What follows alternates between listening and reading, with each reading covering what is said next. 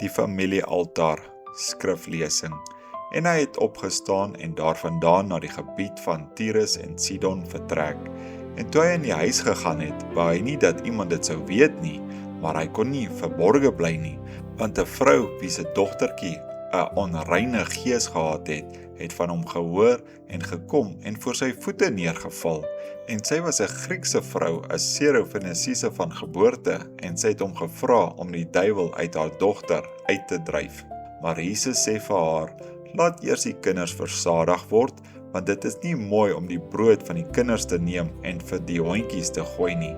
En sy antwoord en sê vir hom, ja Here, maar die hondjies eet daarom onder die tafel van die kinders se krummels. En hy sê vir haar, terwille van hierdie woord kan jy gaan, die duiwel het uit jou dogter uitgevaar. En toe sy huis toe gaan, vind sy dat die duiwel uitgevaar het en dat haar dogter op die bed lê.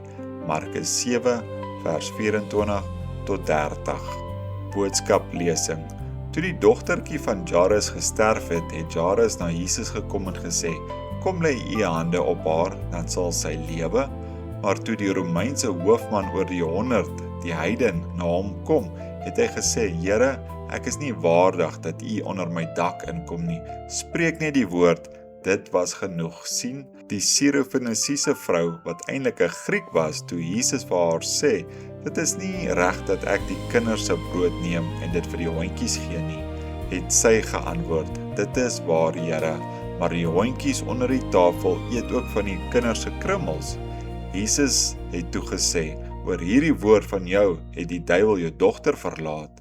Spreek daarom goeie dinge, sê iets goeds van iemand, praat van Jesus, spreek woorde van getroudheid, opregtheid en geloof. Dit is die manier waarop duiwels verdryf word. Hy het nie vir die meisie gebid nie, hy het nie eens gesê sy is genees nie, hy het eenvoudig gesê, oor hierdie woord van jou. Hattie Wright nou die dag het niks gevra nie, sy het net daar gesit, maar sy het die regte ding gesê, iets wat die Heilige Gees behaag het. Toe het die Heilige Gees teruggespreek en gesê, Hattie, vra enigiets wat jy wil hê, wat jy ook al nodig het of begeer, vra dit. Bewys of dit werklik is, vra enigiets, of dit nou die genesing van jou klein krippelsuster is, wat daar sit, heeltemal misvorm, of $10,000 om jou te verhoed om op daardie heuwels te moet werk, of dat die jeug aan jou uitgeputte liggaam herstel word. Wat jy ook al wil hê, vra dit nou, en as dit nie onmiddellik aan jou gegee word nie, dan is ek 'n valse profeet. Dit is iets besonders, is dit nie?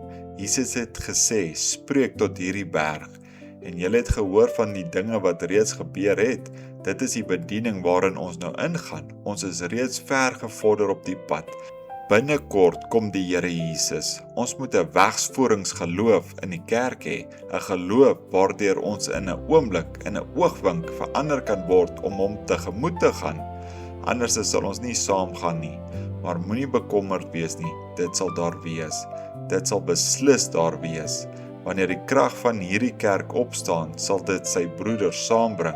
Wanneer die krag van daardie kerk opstaan, sal dit sy broeders saambring. Wanneer die krag van nog 'n ander kerk opstaan, sal die res van die broeders saambring. Dit sal daar 'n algemene opstanding wees.